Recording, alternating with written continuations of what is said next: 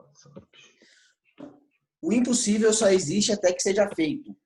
Se você pode sonhar, você pode realizar, como diria Walt Disney. Esse é o podcast O Jogo Interior. Eu sou Daniel Moraes. Eu sou Bruno Fernandes. E hoje nós vamos falar sobre o sonho, sobre a estratégia Disney aplicada ao jogo, à vida. Como é que a gente pode utilizar as estratégias de Walt Disney para vencer tanto no jogo quanto na vida.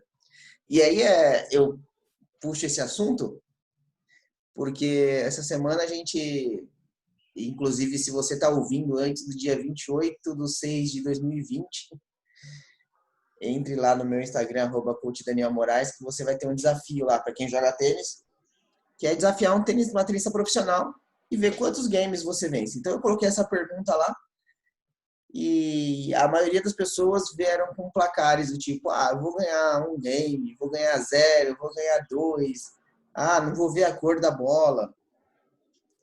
E aí eu achei interessante trazer esse tema hoje, porque o que as pessoas responderam, e aí se você conversar com cada uma delas, você vai ver, mas eu estou sendo realista. Porque, cara, existe uma diferença clara e nítida técnica, né? Então, alguém que é profissional em algo vai ter uma condição absurdamente maior de vencer alguém que não é, que é amador. Isso no tênis, isso na música, isso na medicina, isso em qualquer lugar. A grande questão e o grande pulo do gato aqui, da estratégia Disney, é a gente entender o quanto a nossa imaginação, o quanto os sonhos têm poderes. E quanto a maioria das pessoas ignora o fato. O que você acha, Brunão? Eu sou uma dessas pessoas, então acho que eu posso falar com, com bastante propriedade. Eu botei que eu venço só 2 sets da Thaísa. 2 games? 2 games, desculpa. 2 sets tá bom, hein? Não. Quem sabe, talvez seja o inconsciente já trabalhando, mas acho que tem mais a ver com o horário. Estamos fazendo isso aqui bem cedo hoje. Eu acho que, como a gente estava falando um pouquinho antes de começar, acho que não temos muita noção do nosso poder de cocriação, né, Dani? Então, acho que quando a gente se limita, a gente se limita porque a gente não entende de verdade o tamanho da nossa capacidade de criar a nossa realidade e de entendendo ser criador, de realizar, né? Então a gente acaba dando mais foco na limitação do que foco no poder de criação, né, dessa realidade. A gente conversou sobre isso bastante. Eu falei para você que eu queria mudar, que na verdade assim, eu até cheguei a pensar em escrever isso, né, o que aconteceria num tie break, mas acabei não colocando lá, porque obviamente com 0,30 no meu saque eu tenho uma chance, eu acho que até bem razoável de É verdade isso aí, só um detalhe. Eu coloquei lá assim, que isso eu não falei no começo, né? Que o jogo começa com 30-0 para você. Então você vai jogar com tenista profissional, você sendo um tenista amador, obviamente. Você começa com 30-0, com 30 pontos. Quantos games você consegue fazer a partir disso? E aí que veio a... Exato, porque eu falei, se eu tiver bem no dia e tiver com o meu saque entrando, eu posso complicar para a Thaísa. Então, mas eu posso chegar no tie break de 6-6. Aí eu saio com 3-0 no tie break. Também acho que no tie break também com 3-0 é complicado demais, mas tá bom.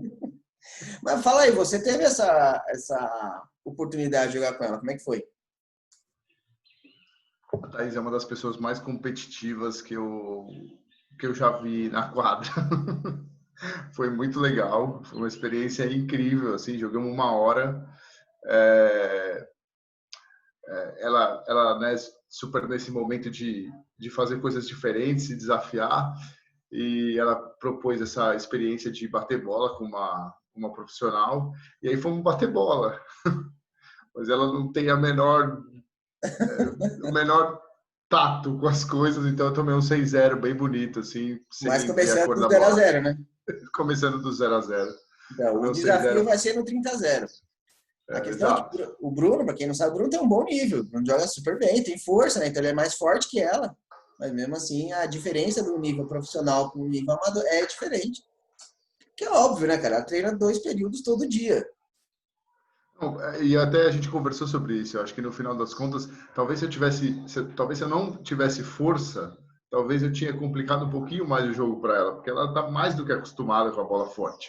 A Então, força para ela não muda, não. o grande problema é que quando eu ia para minha bola, que é acelerar numa esquerda e tentar subir, eu nem via a bola voltando. Ela só colocava a raquete, empurrava para lá e já era. A passada era nítida, clara e assim, sem a menor chance de pegar na bola. Então é um negócio impressionante assim. É, a diferença de nível e assim é uma experiência única. Acho que para todo mundo. Eu também estou concorrendo ao desafio, tá, galera? Eu quero jogar de novo. Eu marquei lá um monte de gente. Eu quero jogar de novo. Então, mas agora, então, dito isso, colocando isso no lugar que existe uma diferença, o que tem a ver, então, o que a gente está falando aqui, né, de sonhar, de imaginar? Porque existe um problema na nossa mente, que é, se eu me coloco numa posição já que não dá, que não é possível, a minha mente ela trabalha num nível abaixo. Por quê? Porque a mente foi feita para economizar energia. Se eu não me colocar para fazer aquilo que eu desejo, o que eu quero, cara, eu quero ganhar todos os pontos. Não importa quem estar do outro lado. Porque aí eu coloco a minha mente a meu favor. Eu coloco o meu corpo, eu domino o meu corpo. Quando eu falo assim, cara, dá para ganhar um game só, 2 games, eu tô me colocando numa situação abaixo, cara, que se eu não ganhar também, tudo faz. Então a minha mente não vai aproveitar aquele momento. Certo? Então vamos imaginar o seguinte. Vamos imaginar que você sendo muito realista, vai ser 6-0. Se você for muito imaginativo, muito sonhador, vai ser 6-0 também. As chances são o que isso vai ser. Porque existe uma diferença grande, técnica. Maravilha. Qual que é a diferença dos dois 6-0? Porque quando a gente olha resultado, eles têm características diferentes. O 6-0, onde eu não acreditava, ou onde eu ganho um game e a minha mente para de jogar, eu não estou aproveitando o máximo que eu poderia de aprendizado, de experiência, de melhorar o meu jogo, de aproveitar aquele momento. Então, eu não estou aproveitando isso quando a minha mente está no nível abaixo. Quando eu acredito e sonho e imagino, cara, eu coloco a minha mente a meu favor. E estou controlando o meu corpo para aquilo que eu desejo. Então, a melhor resposta é: quantos games você vai ganhar? Não sei. Eu quero ganhar todos. Eu vou para ganhar todos. Ah, Daniel, mas aí você está sendo muito... Está viajando muito. Tem que ser mais realista. Vamos entender uma coisa que aí... ser realista é diferente da realidade. Uhum. Pega essa, hein? Essa é forte. É. O realista é aquele cara que está se protegendo.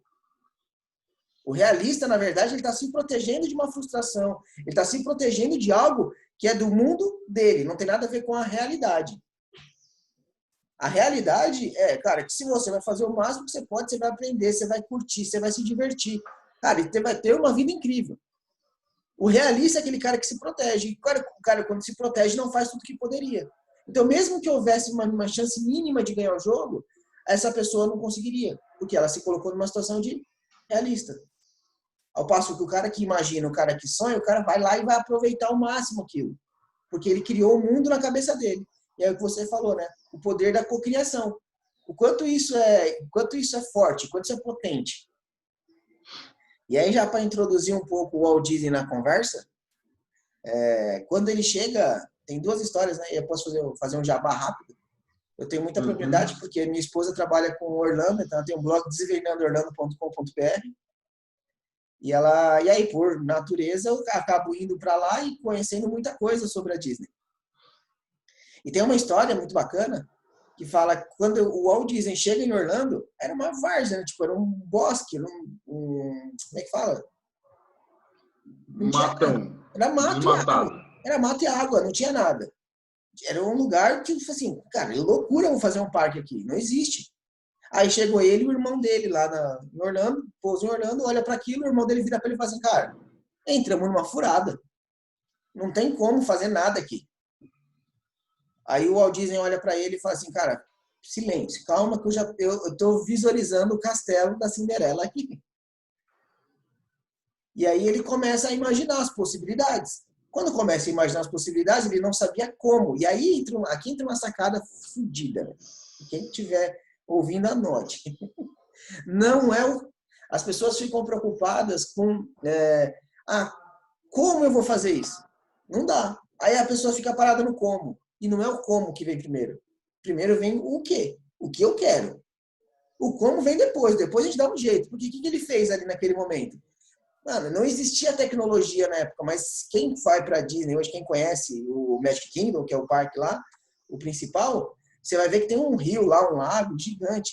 Aquele lago gigante que tem ali, que você tem que pegar um trem para chegar no parque, você tem que atravessar ou com um barco, ou você vai com um trem. Aquilo tudo é água drenada desse bosque aqui. Tipo, os caras inventaram uma tecnologia que eles drenaram e construíram o parque ali. Então, aquela água toda que a gente vê ali era do chão, ali era o que era o Orlando normalmente. E ali ele tirou um dos parques mais visitados do mundo, talvez. Porque ele simplesmente imaginou. Ele não veio com o quê? Com como? Como é que nós vamos fazer? Cara, não dá pra fazer. Fudeu. Vambora. A gente não teria o que tem hoje.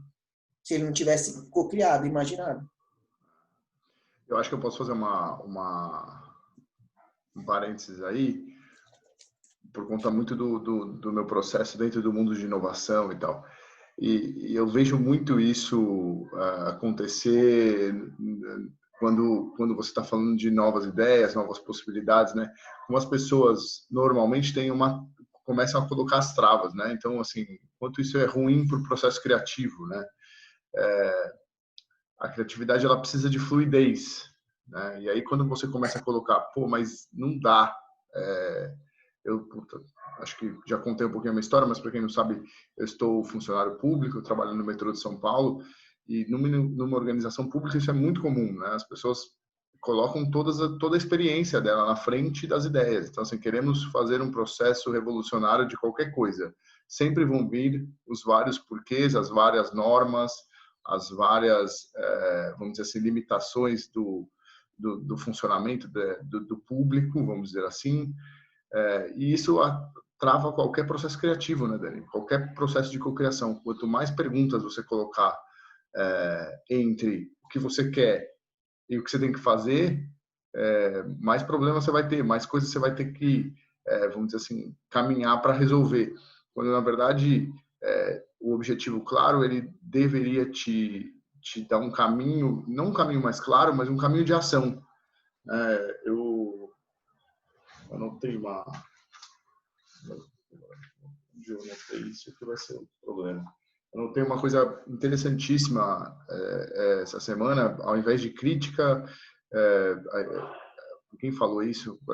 Agora vou ter que buscar aqui, vou lembrar e aí eu volto aqui, mas assim, a gente trocar algumas palavras, né, e a troca simples é a troca da ação, entendeu? É assim, vai lá e faz o que tem que fazer. E ponto. Existe coisas simples que você pode fazer, né? Do tipo, o eu não consigo por eu ainda não consigo.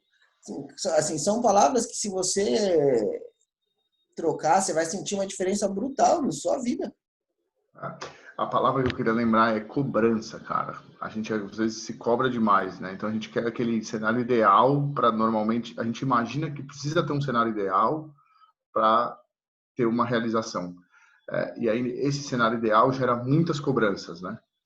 Então a troca era tira a cobrança e vai para ação. Só vai fazendo, vai fazendo, vai fazendo, vai fazendo, vai fazendo. Então, porque o que as pessoas vão fazer é colocar o como na frente, né? Exato. E aí, quando você não tem esse poder de imaginação, tem uma outra história aí do Walt Disney que talvez colabore com isso aí, né? Que é quando vão inaugurar o Epcot, que é um outro parque na Disney. E na inauguração, o Walt Disney já estava morto, mas foi uma idealização muito forte dele, aquele parque. Era onde ele imaginava um lugar, né? Então, quem vai no Epcot sabe que tem vários países e tal. Ele queria um mundo perfeito, um mundo onde as pessoas pudessem conviver felizes e tal. E quando é inaugurado o parque, o jornalista pergunta pro sobrinho dele, que acho que estava no comando do grupo Disney na época, e só fala assim, cara, é uma pena que o Walt não esteja aqui para ver esse parque, né?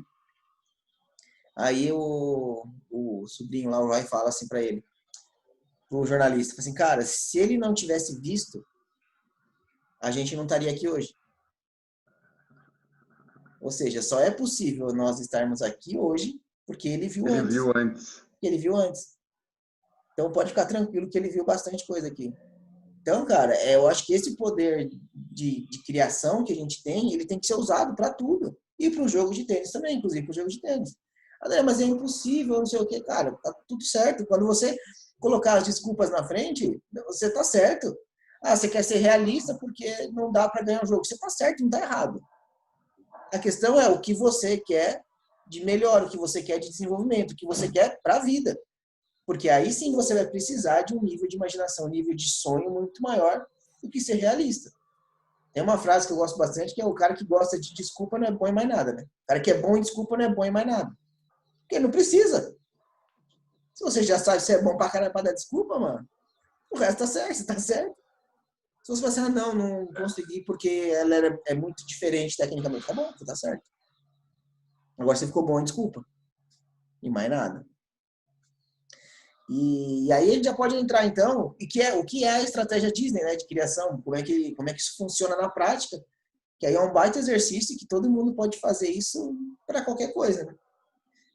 Na estratégia Disney, ele coloca assim, imagina que são 3 salas, tá? Uhum. Na primeira sala, as pessoas só podem dar ideias, o famoso brainstorm. Certo? Nessa primeira sala, as pessoas só podem entrar e falar de ideias, as mais malucas possíveis. Ali é proibido qualquer tipo de crítica, qualquer tipo de, mas como?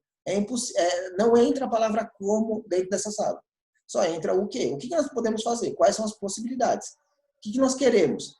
Então, nós queremos um parque no meio do nada. Nós queremos um parque fudido onde as nações se encontrem e seja um lugar de gente feliz. Não, mano, beleza, vai falando ideia, vai dando ideias. O que eu quero, e vai. Não se pode fazer nenhum tipo de crítica nessa sala. Então, projetos feitos, tudo anotado, vai para uma segunda sala.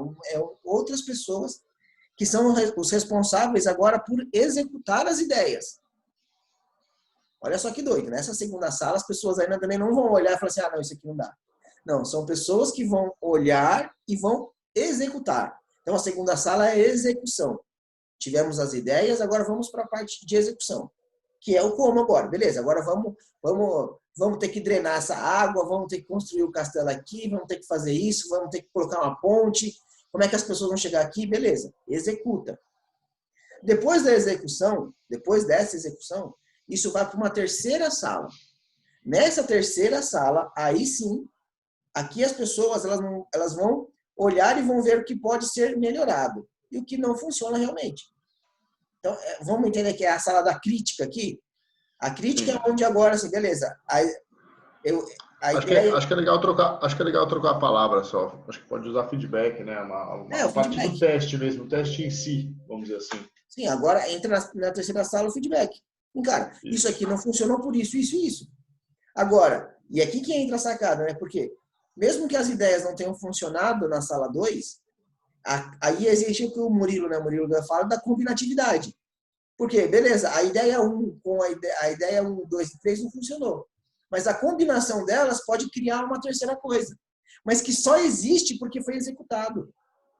Se eu coloco o feedback na sala 1, a coisa nem nasce. Porque a ideia 1 era horrível, a 2 é horrível. Então não vamos fazer.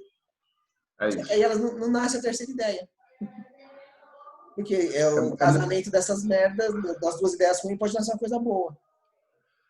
Toda vez que eu escuto uma história como essa, eu fico me perguntando por que a gente... eu fico imaginando quantos métodos são criados para terem as mesmas respostas. Né? Um cara desse já estava falando disso lá em, sei lá quando, né? E aí a gente também estava comentando sobre um outro livro agora no início do podcast, antes da gente começar, que é o Sprint, né? Que é um método Google para testar ideias, que é escrito muito depois, mas que tem exatamente o mesmo conceito. O conceito é esse. Exatamente o mesmo conceito das 3 salas. Então, e sempre num loop infinito, né? Assim, o feedback retroalimenta as ideias, que retroalimenta uma execução, e que vai gerar um novo feedback, e aí que retroalimenta todo o sistema, e é daí que vem o conceito da combinatividade. Sempre que você vai testando, você vai aumentando seus inputs, né? Exatamente. Mas percebe que as coisas só acontecem quando tem a sala 2, que é a sala da execução. Sim. Senão a gente mata. Assim, quantos sonhos não morrem na primeira ideia? Quantos? Por quê? As pessoas vão ser realistas. E o doido que é o realista, ele não está errado. Ele não está errado. E é isso que mata muita coisa. Ah, mas como assim eu vou largar o meu emprego, cara? No meio de uma crise e vou viver do meu sonho? O cara está sendo o quê? Realista. Ele está errado? Não, nós estamos vivendo uma crise. A crise é real, existe. Então aí ele deixa, só que não entra a execução. Se não entra a execução, mano, você matou seu sonho na raiz. Sendo realista, lembra? Vamos entender que a diferença do realista e da realidade é o realista ele se protege.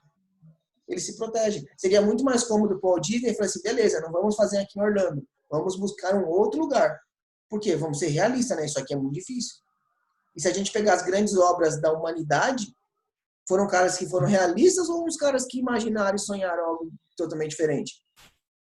Aí é muito lindo, né? A gente tem tudo pronto. A gente vive numa época, num momento da humanidade, onde nós temos tudo muito pronto. E tudo isso que está pronto aí que a gente vê, por exemplo, esse podcast a gente só faz por conta que alguém inventou um computador, alguém inventou a internet, o cara que inventou a luz elétrica. Mano, os caras fizeram tudo e nós pegamos tudo pronto, bonitinho. Aí viramos um bando de preguiçoso, né? Porque agora, um bando de gente realista, que não imagina mais e aí não cria mais nada. Não cria mais nada. Porque viramos um bando de gente realista. Verdade. E aí, cara, isso pode ser usado tanto na nossa vida normal, né? Na nossa profissão, como dentro de quadra. Então, vamos imaginar o jogo contra a Thaísa. Primeiro passo, cara, o que você quer? Você quer ganhar, você precisa ganhar 2 pontos em cada game. Isso é o quê? Então, entre na primeira sala. Tá, o que você vai fazer? O que você tem que fazer? Cara, você tem que forçar o saque. Assim, não dá para contar com erro forçado dela, porque ela erra muito pouco. Não dá para contar com uma série de coisas. Então, esse é o quê? Aí, o segundo passo é executa. Vai para a quadra e executa aquilo que você quer. O terceiro passo é você vai dar feedback, você vai entender o que aconteceu. Só que nesse momento você colocou a sua mente 100% a seu favor. Você dominou o seu corpo. Então, antes de entrar, e aí vai ser quem ganhar o sorteio vai ter uma sessão comigo que eu vou falar exatamente o que as pessoas têm que fazer. Vou fazer esse trabalho com uma pessoa para entender, para ela aproveitar aquilo. Para não ser só, assim, vai ser divertido? É divertido, é legal. Como é que pode ser ainda melhor? Se a minha cabeça, se o meu corpo tiver 100% a meu favor. Então, eu vou fazer exatamente esse processo. Cara, primeiro, analise, pensa nas possibilidades, N possibilidades que você pode. Dentro do que você gosta, dentro do seu estilo de jogo, dentro do que você já aprendeu, dentro daquilo que você sabe, dentro daquilo que você acha que seria o ideal. Beleza, pense nisso. Aí você vai executar. Nessa execução, você já está 100% forte. E aí, a terceira sala, você vai analisar o que funcionou, o que não funcionou. E é só isso, não precisa nem entrar a palavra realista aqui. Só entra a palavra, cara, o que aconteceu e os aprendizados que eu tive daquilo. Porque aí eu vou usar isso depois em vários outros aspectos que eu quiser. Pensa, cara, é na casa que eu vou morar, é o emprego que eu quero ter. É doido, mas é o relacionamento que eu quero ter. As pessoas não imaginam o poder que tem de você fazer uma lista com 5 características da pessoa ideal que você quer ter. Coloca 5 características do que você quer. 5 características do que você quer ter na pessoa. Isso já te clareia muita coisa. Faz você perder muito menos tempo do que você ficar na tentativa e erro, pegando um monte de gente por aí. E você entender exatamente o que você quer, velho. Isso vai te direcionar para o lugar que você vai, as pessoas que você se conecta, os livros que você lê. E, cara, eu quero uma pessoa X. Beleza, eu tenho que ir onde essa pessoa X está. Mas quando as pessoas não têm isso, elas não se realizam. Não, cara, relacionamento é muito difícil. Encontrar um homem bom hoje é muito difícil. Uma mulher decente é muito difícil. E aí você fica nas suas desculpas. Porque é a verdade. Eu também fico me perguntando aonde a gente errou, em que momento a gente errou, que a gente olha tanto para o não, né, cara? Porque assim como tudo, nesse exemplo, esse último exemplo que você deu, das escolhas e tal, de relacionamentos, a gente normalmente olha também porque a gente sabe muito bem o que a gente não quer da outra pessoa, mas o que a gente quer também a gente não sabe muito bem. Então, né? como tudo. Tá? No caso da Thaís, a gente sabe tudo que a gente não tem que fazer, mas o que a gente tem que fazer normalmente a gente ainda não está atento àquilo que a gente conversou. Por exemplo, no meu caso ali, falando do tênis especificamente, eu acho que se eu tiver num dia com o meu mental muito forte e assim concentrado, se eu conseguir colocar um primeiro saque firme e jogar com o meu primeiro saque, Deixa eu te corrigir. eu acredito que eu posso fazer isso. Deixa Vai. eu te corrigir, na verdade, te ajudar. Que aí entra a língua portuguesa. Ah, se eu conseguir, se eu tiver num dia, ponto, você já está colocando uma condição que você não vai conseguir. Porque você está colocando uma condição, você precisa estar nesse dia. Se não tiver, tá tudo bem, fudeu, eu não vou conseguir. Não, cara, eu vou fazer isso, eu vou colocar o saque, porque é a minha grande força, a sua grande potência, qual que é? É o saque. É o saque, é a primeira bola. Você tem que apostar nisso. E aí, eu vou fazer um saque firme, no meio, fechado, para a bola sobrar no meio, para acabar com o ponto na hora. Eu vou ter que usar muito primeira bola. Muito primeira bola. Por quê? Se eu entrar numa troca com ela, as chances começam. Aí não entra realidade, entra probabilidade. Aí é diferente. As probabilidades são que, se eu entrar numa troca com ela, eu diminuo. Então, beleza. O que a gente tem que fazer, então? Diminuir o número de trocas. Porque numa troca maior, com 4, 5 bolas, a chance são que ela ou vai fazer o winner ou eu vou errar.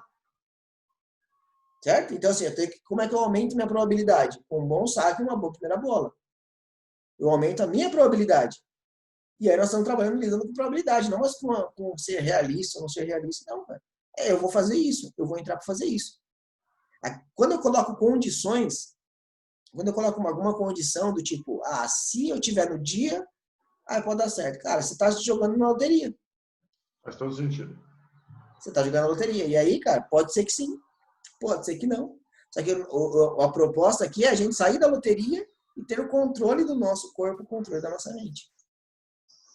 Outra coisa que é clássica. E o controle do nosso corpo e da nossa mente passa por isso, né? Passa pelas palavras, passa pela postura, Exatamente. passa por uma série de coisas que às vezes não são tão óbvias assim, né? Até para quem já está mais acostumado, você vê, vai num erro desse. Se eu tiver um dia. Não, é natural, cara. É natural. É natural.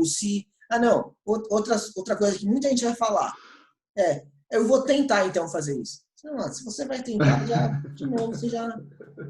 O tentar pressupõe dúvida. Se tem dúvida, sua mente vai trabalhar no menor consumo de energia. Cara, existem casos comprovados. Até um caso recente de uma mulher que salvou um filho numa correnteza, de uma enchente. A mulher pulou, ela não sabia nadar. Mas ela tinha, cara, ela tava na primeira, ela só tinha uma chance, ela tava na primeira sala ali, cara, não tava preocupado Eu como acho que ela ia salvar o filho. esse é um assunto que eu li hoje de manhã, por conta do livro que a gente falou, do Sprint. Isso é uma coisa bastante interessante, né? O método, ele pressupõe pouco tempo. Então, assim, todas as atividades que você vai realizar para você testar a ideia, os tempos são muito curtos. E é exatamente por conta disso. Ele fala que quanto mais tempo você tem, mais você procrastina, ou mais você cria desculpas, ou mais você não vai para ação. Então, para Exatamente. entrar em ação, ele definiu que os tempos tinham que ser curtos. Então, qualquer atividade é tipo 5 minutos, 10 minutos. Não pode ser longa, porque se for longa, vai dispersar, vai perder e você não vai agir. Ele Vai na fala que pressão. a frase até é assim, ele percebeu que ele fazia o melhor trabalho dele quando ele tinha um grande desafio e dispunha de pouco tempo. Então, ele começou a notar que todos os melhores trabalhos não dependiam de grandes ideias, grandes elaborações, dependiam de tipo um desafio muito claro e um tempo muito curto, né? Ele até dá um exemplo de um doido que precisava escrever um livro, sei lá, pegou um negócio, ele precisava escrever um livro, sei lá, em 48 horas, alguma coisa do tipo. O cara fala assim, eu preciso entrar em hiperfoco. Ele pega um avião, primeira classe, até o Japão, aí escreve uma parte do livro até lá, aí ele fica acho que 3 ou 4 horas no Japão, dentro do aeroporto mesmo, descansa um pouco, e depois ele volta de avião para os Estados Unidos e ele escreve a tese ou o livro, alguma coisa do tipo, em 48 horas. Uma batida para o Japão e uma volta para o Japão. E é isso. E aí, se você perguntar para alguém se isso é possível, o cara fala assim, não, cara, é difícil. Tô sendo realista. Você acha que eu vou falar pra mulher pular na água? Não, mano, você é realista, ela não sabe nadar. Mas tá aí o filho dela, tá lá, e aí? Mano, dane-se o como. Dane-se o como. Eu vou no quê? Só que aí quando você vai no quê, você colocou a sua mente 100% naquilo. Ela só no filho. Existe um caso também de uma mulher que levantou um carro para tirar o filho de baixo. De onde que tira isso? Tira do o quê? O que tem que ser feito. Não como. Porque senão a gente vai virar assim, cara, o que eu mais escuto hoje, e aí talvez você também deve escutar muito isso, é a famosa frase, tô sem tempo, tá muito corrido. Essa, cara, ela é a clássica. A pessoa coloca toda a desculpa do mundo no tô sem tempo, tô corrido. E a grande merda, de novo, é porque é uma verdade. A pessoa tá lá trabalhando 20 horas por dia. O casamento já tá ferrando, já não vê os filhos direito, já uma série de coisas ferrando a vida do cara. Mas aí ele fica na desculpa, não, tô sem tempo, né, mano? Na crise, tem que trabalhar mais. Agora de casa, então, essa é boa, né? Agora eu tô em casa, parece que tem mais coisa para fazer e eu tô trabalhando mais. Eu tô ainda mais sem tempo. Cara, é muito doido, né? A pessoa só não tem Muito. prioridade. Porque se ela ficar doente, é o clássico, né? Se ela ficar doente, ela vai ter que ficar uma semana parada. E aí? E vai ficar. E vai ter que ficar. E o mundo não vai acabar por isso. Então, assim, o problema é tempo ou o problema é prioridade? Ah, Daniel, não, você já não terminei o seu curso ainda, cara, porque tá foda, tô sem tempo. Na minha cabeça, eu falei assim, mano, você só não tem prioridade, você só resolveu que você ainda não é a sua prioridade. E o seu desenvolvimento não é a sua prioridade ainda. E tem problema isso? Não. Eu falo do meu curso, mas é para tudo. Ah, você está perdendo tempo de qualidade com seu filho. Você está errado? Não, mano, é escolha. Mas só não, assim, quando você joga a culpa no tempo, você está simplesmente no como. Ah, cara, como é que eu vou fazer isso? Eu tenho que trabalhar. Se o cara ficar me pedindo, se o meu chefe é isso, se a minha empresa tem que vender mais. Beleza, você está ali, fica ali no como. E aí você esquece de olhar para o quê? E aí tem uma analogia que eu ouvi esses dias, que é o cara fica remando, né, muito tempo ali com aqueles remos, sendo que se o cara parasse ali uma semana, 2 dias, 3 dias para o autoconhecimento dele, ele ia parar esses 3 dias, uma semana, ia colocar um motor, mano. Ia colocar um motor, ia parar de remar, de ficar remando. Mas de novo a gente vem para o mesmo ponto, cara. É a dicotomia, o dilema do olhar, né? O tempo é a mesma coisa. Eu também vou citar uma outra frase. Eu estou começando a pegar o ponto de anotar quem cita as frases, mas não era meu forte até então. Então, que assim, a gente fica buscando mais tempo para ter vida, né? Quando na verdade devia ser o contrário. A gente tem que buscar mais vida para o nosso tempo. Exatamente. Colocar mais vida no nosso tempo, né? De novo, é aquilo lá. A gente olha porque a gente não quer. Então, assim, a gente não quer trabalhar tanto, né? Mas aí a gente fica tentando buscar mais produtividade para trabalhar menos, em vez de, tipo, colocar a prioridade no que a gente quer. Porque a gente quer ter mais vida, a gente quer ter mais tempo com os filhos. Então, de alguma forma, você tem que priorizar ter mais tempo com os filhos, não trabalhar menos. Se a prioridade continuar sendo trabalho, você vai continuar trabalhando, não tem o que fazer. E com a desculpa clássica, né? Que não, cara, que eu tô fazendo isso agora, porque para lá cuidar na dos frente, filhos. aí eu vou parar, mano, seu filho vai crescer, mano. Exato, para cuidar dos filhos, exatamente Seu isso. filho vai crescer, e aí você vai ficar colocando seu filho como. Ah, aí você tempo passou, mano. É o que você falou, vida vem antes. Vai e faz. Coloca em jogo. Daniel, Entra no jogo, velho. Entra no jogo. Daniel, então, eu acho que assim, uma coisa muito interessante, né? Que cada vez mais eu percebo, assim. A gente às vezes fica querendo ter grandes ideias, né? Quando na verdade a gente deveria se desafiar mais a colocar as coisas em ação. A ideia muitas vezes ela tem um papel menor, a gente superestima a ideia, sabe? A gente fica querendo ter aquela ideia genial, a lâmpada, aquela coisa que vai mudar o mercado, quando na verdade a gente só deveria se colocar mais em ação, né? Porque na maioria das vezes a gente fica só naquela procrastinação absurda de ter uma ideia atrás da outra, eu falo com muita propriedade, mas muita mesmo. Não, a E ideia não vale nada, cara. é muito interessante esse seu exemplo da sala e assim, eu acho que esse é para mim é a grande sacada desse, não só desse podcast, mas desse último tempo que eu tenho vivido. E eu tenho me desafiado muito nesse sentido, de me colocar em ação. E aí a resposta vai ser a melhor resposta. Não significa que aquela ação vai dar o resultado que eu imaginava também. Tá tudo bem. Aí tem um feedback que retroalimenta todo o sistema e que me coloca em ação de novo para outra coisa. Bom, Isso, mas você teve assim, as pessoas ficam buscando os conhecimentos, né? Um livro, um vídeo, um curso. E o grande conhecimento, cara, vai estar no fazer. E quando você faz, você identifica exatamente no campo de batalha o que é o negócio, como é que funciona o negócio. E aí, cara, aí você sai do campo das desculpas. Do não tenho tempo, do não tenho dinheiro. Não tem dinheiro também é clássico, né, cara? Porque se seu filho precisar de alguma coisa agora, de 10 mil, e você fala que não tem 1.000, você vai dar um jeito. Então, cara, é sempre você entender, cara, o quanto você está disposto, é o quê. Quando você coloca o quê na frente, a estratégia, para a gente já ir finalizando, né, e fazendo um fechamento, o que primeiro vem na frente. Entra numa sala fechada e, cara, só dê ideias. Depois vai para uma sala de execução, cara. Vai e executa. Entre em campo. Coloca em jogo. Ah, mas eu tô com medo do segundo saque. Ah, vai pra... Entra em campo, mano, e faz o que tem que fazer. Aí você vai descobrir, cara, desse tipo de jeito não dá. Preciso melhorar nisso, mas isso me ajudou a entrar mais ligado no jogo. Eu lembro de uma vez que eu te falei, eu fui num dos nossos treinos, eu te falei. O fato de você entrar mais ligado fisiologicamente no saque, no segundo saque, faz com que você ligue para o seu nível de energia que você precisa para jogar o ponto. Não é só o saque em si. Porque quando você tira a intensidade do segundo saque, você está tirando a sua intensidade de jogo. Que é o grande problema. O problema não é o saque fraco. O problema é que quando você tirou o nível de intensidade, o seu nível de entrega é menor. Quando você já vai firme, cara, você já se colocou no estado fisiológico de luta, de quem quer ir para cima. Percebe que muitas vezes o como, se você está no estado fisiológico potente, o como o seu corpo dá um jeito.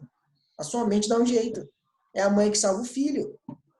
A grande merda é que todo mundo coloca o que na frente, mano, não vai dar certo. Não vai dar certo. Porque o como na frente, cara, beleza, não dá mesmo. Como é que eu vou levantar um carro? Como é que eu vou ganhar a Thaísa? Como é que eu vou salvar meu filho se eu não sei nadar? Se tiver um combo na frente, fudeu. Como que eu vou montar um parque no meio de um pântano? Pântano, tô tentando lembrar o nome. Não dá. Só tem água aqui, velho. Não dá.